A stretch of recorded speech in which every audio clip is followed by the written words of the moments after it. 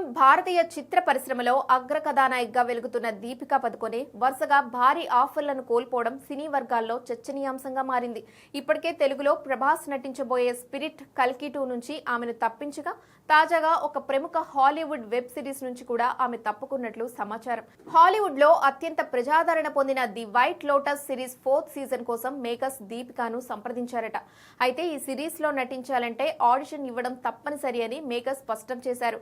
కానీ అంతర్జాతీయ స్థాయిలో గుర్తింపు ఉన్న తాను ఇప్పుడు ఆడిషన్ ఇవ్వడం ఏంటని దీపిక భావించినట్టు టాక్. తాను ఆడిషన్ కు రాలేనని దీపిక తేల్చి చెప్పడంతో మేకర్స్ మరో నటిని ఎంపిక చేసుకునే పనిలో పడ్డారట.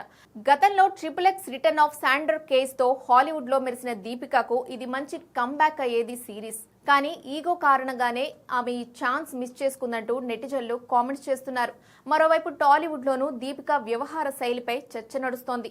సందీప్ రెడ్డి వంగ దర్శకత్వంలో రాబోయే స్పిరిట్ చిత్రంలో పని గంటలు రెమ్యూనరేషన్ విషయంలో వచ్చిన విభేదాల వల్లే ఆమె ఆ ప్రాజెక్ట్ నుంచి తప్పుకుందని సమాచారం.